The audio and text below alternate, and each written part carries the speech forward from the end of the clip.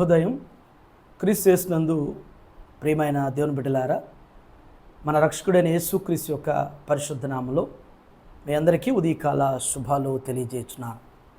దేవుని యొక్క మహాకృపను బట్టి దేవుడు మన జీవితాల్లో మరొక నూతనమైనటువంటి దినాన్ని మనకు అనుగ్రహించున్నారు. అందును బట్టి దేవునికి మనం ఎంతగానో కృతజ్ఞతలు ఎలవెల్లా చెల్లించేటువంటి వారుగా జీవించాలి. మన టీఎల్సీ అనుదిన ఆహారంలో సామెతల గ్రంథం 8వ అధ్యాయం 34వ వచనాన్ని చదువుకుందాం. అనుదినము నా గడప యొద్ద కనిపెట్టుకొని, నా ద్వారబంధముల యొద్ద కాచుకొని, నా ఉపదేశము వినువారు ధన్యులు. దేవుని బిడ్డలారా, ఈ ఉదయకాల సమయంలో దేవుడు ఈ మాట ద్వారా నీతో నాతో మాట్లాడుతున్నాడు. ఈ వచనాన్ని మీరు గమనించినట్లయితే 3 తలంపులు ఈ వచనంలో జ్ఞాపకం చేయబడుతున్నాయి.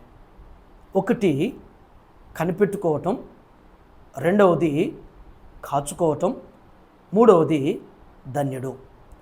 అనుదినము నా గడప యొద్ద కనిపెట్టుట. జీవితంలో దేవుని బిడ్డలారా, మనం ఈ లోకంలో ఎవరి కొరకైనా కనిపెట్టామంటే, మనుషుల కొరకైనా, అధికారుల కొరకైనా, లేకపోతే మనకున్నటువంటి బంధాల కొరకు కనిపెడితే, ఆ కనిపెట్టడంలో కొన్ని మనకి సంతృప్తినిస్తాయి, కొన్ని సక్సెస్ అవుతాయి, కొన్ని నిరుత్సాహాన్ని, ఎంతో నీరసాన్ని, ఎంతో ఇబ్బందిని కలిగించేటువంటి పరిస్థితి ఉంటుంది ఈ భూమి మీద. కానీ దేవుని కొరకు మనం కనిపెట్టామంటే ఎన్నడూ కూడా నిరుత్సాహపడేది ఉండదు. ఎప్పుడు కూడా ఓడిపోవటం అనేటువంటిది ఎన్నడూ కూడా ఉండదు. బైబిల్లో దేవుని బిడ్డలారు మీరు గమనించినట్లయితే భక్తుల యొక్క జీవితాలు మీరు చూడండి. నోవాహు దగ్గర నుంచి భక్తులైనటువంటి వారు అందరూ కూడా వారు దేవుని కొరకు, దేవుని కార్యాల కొరకు కనిపెట్టారు. దేవుని కార్యాల కొరకు కనిపెట్టడాన్ని బట్టి వారు అద్భుతమైనటువంటి కార్యాలు వారి జీవితంలో వారు పొందుకున్నారు, వారు అనుభవించారు. అనేకులకి సాక్షార్థంగా వారి జీవితాలు నిలిచినవి.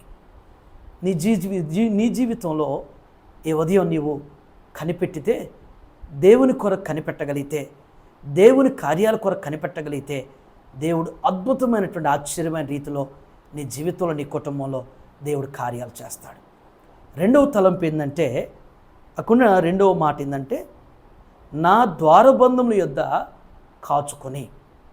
కాచుకోవటం అంటే, మనం గొర్రెల కాపర్లను మనం గమనిస్తుంటాం. పగటి కాలం అంతా కూడా గొర్రెల్ని వారు అనేక స్థలాలకు వెళ్ళి మేపుతారు. రాత్రి ఆ గొర్రెల్ని దొడ్డులోనికి తోలిన తర్వాత వాటి గుమ్మం దగ్గర ద్వారపాలకులుగా ఉండి కాపరి కాచుకుంటూ ఉంటాడు. ఎలాంటి క్రూర జంతువులు దొడ్డిలోనికి ప్రవేశించకుండా, దొడ్డిలో ఉన్నటువంటి గొర్రెలు బయటికి తప్పిపోయి వెళ్ళిపోకుండా, నిద్రపోకుండా రాత్రి అంతా కూడా మెలకువగా ఉండి కాచుకుంటాడు. విశ్వాసి కూడా దేవుని కొరకు కనిపెట్టేటివి కాచుకునేటువంటి వారుగా, మన గృహంలోనికి, మన జీవితంలోనికి అపవాది జ్వరపడకుండా కాచుకుంటూ ఉండాలి. మన కుటుంబంలోనికి అపవాది ఎప్పుడు కూడా ప్రవేశించాలని చెప్పేసి వాడు గర్జించు సింహంలాగా తిరుగులాడుతూ ఉంటాడు. మన కుటుంబంలోనికి, మన బిడ్డల జీవితాలకి, మన జీవితాల్లోనికి వాడు ప్రవేశించాలని వాడు ఎంతగానో అపవాది ప్రవేశించడానికి పోరాటం చేస్తుంటాడు. విశ్వాసిగా నీవు నేను నిత్యం కూడా కాచుకునేటువంటి వారుగా, జాగ్రత్తగా వాడు ఎటు నుంచి వస్తాడో, ఏ విధంగా వస్తాడో, ఎవరి ద్వారా వస్తాడో పసిగట్టి గుర్తెరిగి కాచుకోవటం అనేటువంటిది మనం కలిగి ఉండాలి. ఈ రెండూ కానీ కనిపెట్టేవారుగా నీవు ఉంటే, కాచుకునేవారుగా నీవు ఉంటే, నీవు ధన్యుడువు, ధన్యురాలువు.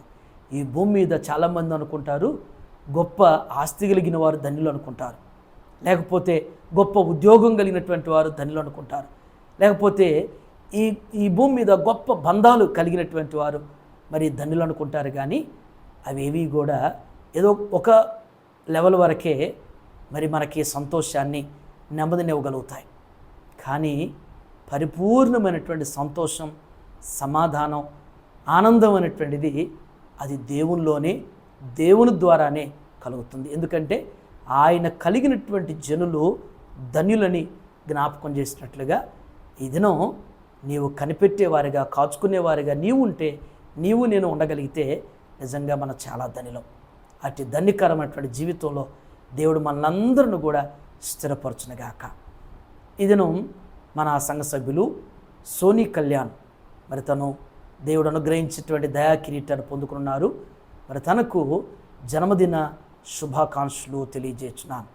ఇలాంటి బర్త్డేస్ ఇంకా అనేకం జరుపుకుంటూ జ్ఞానం కలిగినటువంటి మరి వారు గృహిణి ఏ రీతిగా తన కుటుంబాన్ని, తన జీవితాన్ని ఏ రీతిగా కట్టుకుంటుందో, వర్ధిల్లుతుందో, సోనీ కళ్యాణ్ కూడా ఆ విధంగా వర్ధిల్లుటకు పరిశుద్ధాత్ముడు తనకు నిత్యం సహాయం చేయనుగాక.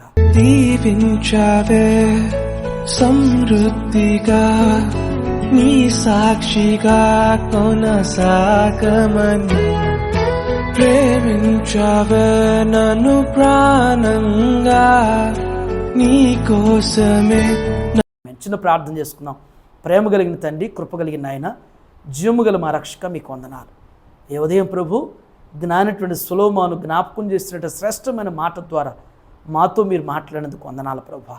అనుదినము నాయన మీ గడప యొద్ద కనిపెట్టుకున్నవారు, అయ్యా మీ ద్వారబంధాల యొద్ద కాచుకున్నవాడు ధనుడని మీరు సెలవిచ్చారు. మేము కనిపెట్టుకునేవారుగా, కాచుకునేవారుగా నాయన మా కుటుంబాలు, మా బిడ్డలను ప్రభా, అయ్యా మరి నిత్యం నా తండ్రి భూమి మీద అపవాదినని గర్జించు సింహం వలె ఎవను మింగుదునని తిరుగులాడుతూ ప్రతి ఇంటి కిటికీలో నుంచి వాడు పొంచి చూస్తున్నాడని మీ లేఖనంలో జ్ఞాపకం చేశారు. అపవాది నాయన మరి పొంచి చూస్తున్నప్పుడు నాయన వాడు మాలో రానీయకుండా ప్రభా కాచుకునేటువంటి కృప మాకు అనుగ్రహించి దేవా మీ ద్వారా ప్రశంసించబడేటువంటి ధన్యతలోనికి రాబడే కృప దయచేయండి. ఏదైనా జన్మదినం జరుపుకున్నటువంటి సోనీ కళ్యాణ్ని మీరు జ్ఞాపకం చేసుకుని ప్రభు, నీ కుమార్తెకు ప్రభు మంచి ఆరోగ్య ఆయుష్ను అనుగ్రహిస్తూ తన యొక్క ఉద్యోగ బాధ్యతలు మీరు తోడయండి. కుటుంబ వ్యవస్థలోనైనా దేవ కావలసినటువంటి సమయస్ఫూర్తిను, దేవ కావలసినటువంటి అయా పరసంబంధమైనటువంటి జ్ఞానంతో నీ కుమార్తెను, వారి కుటుంబాన్ని మీరు బలపరచమని యేసు నామములో ఈ ప్రార్థన మీకు సమర్పించినాను తండ్రి. ఆమేన్. దేవుడు మిమ్మల్ని దీవించునుగాక.